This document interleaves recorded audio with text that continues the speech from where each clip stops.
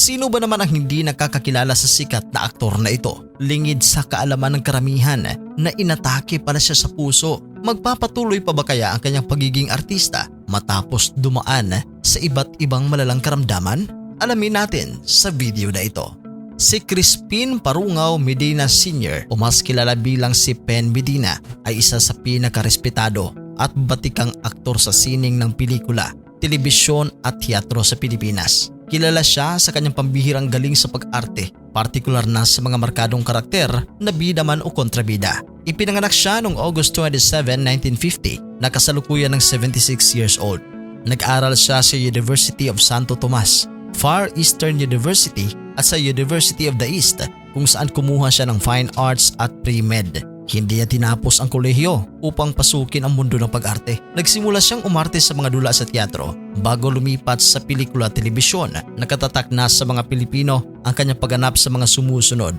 Ang Pasiano Rizal sa tanyag na pelikulang Jose Rizal noong 1998, Hagorn sa sikat na fantasy series na Encantadia noong 2005, Dado sa critically acclaimed film na Moro Ami noong 1999. Ginampanan din niya ang papel na Marsing sa patok na seryeng FPJ's Batang Quiapo. Dahil sa kanyang dedikasyon sa sining, umani siya ng iba't ibang mga prestiyosong parangal. Ang Icon Award iginawad sa kanya sa ikawalong Eddies o Entertainment Editor's Choice Best Supporting Actor para sa pelikulang Moro Ami noong 1999 at 10,000 Hours noong 2013 sa Metro Manila Film Festival.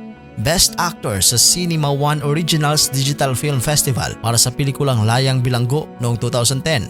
Best Supporting Actor naman sa Film Academy of the Philippines o FAP Awards para sa pelikulang Death Row noong 2001 at Ulirang Artista Lifetime Achievement Awards mula sa PMEC Star Awards for Movies. Bukod sa pag-arte, alam niyo ba na si Pen ay isang mahusay na pintor? Noong Setyembre 2025, matagumpay niyang binuksan ang kanyang kauna-unahang solo art exhibit na pinabagatang Paikot-ikot Lang sa Gateway Gallery at ngayong 2026 nagatakdang sundan ang kanyang planong exhibit. Siya ang padre di pamilya ng pamilyang Medina na kilala rin sa showbiz. Ang kanyang mga anak na sina Ping Medina, Alex Medina, Carl Medina at Victor Medina kung saan pumasok din sa pag-arte. Noong July 2022, sumailalim siya sa isang matagumpay na operasyon sa spine dahil sa degenerative disc disease. Patuloy siyang nagpapagaling at nagre-recover pa rin mula sa pagkakasakit na ito.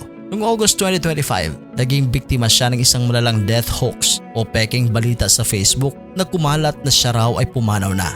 Agad itong pinasinungalingan ng kanyang anak na si Alex Medina at mismong si Pen ay nag-post ng tinatawag niyang proof of life. Isang litrato niya na may hawak na cellphone na nagpapakita ng tamang petsa at oras para patunayang siya'y buhay na buhay. Lingid rin sa kaalaman ng karamihan na si Pen Medina ay inatake pala sa puso sa isang panayam kamakailan. Sinabi ni Pen na kailangan niya munang magpahinga sa showbiz dahil sa kanyang iniindang sakit na nahihirapan siyang huminga kung may tense na eksena. Mayroon kasi siyang problema sa kanyang puso na tinatawag na restenosis, isang kondisyon kung saan kumikipot o nagkakaroon ng bara sa daluyan ng dugo sa artery matapos nga siyang dumaan sa angioplasty o nilagyan ng stent.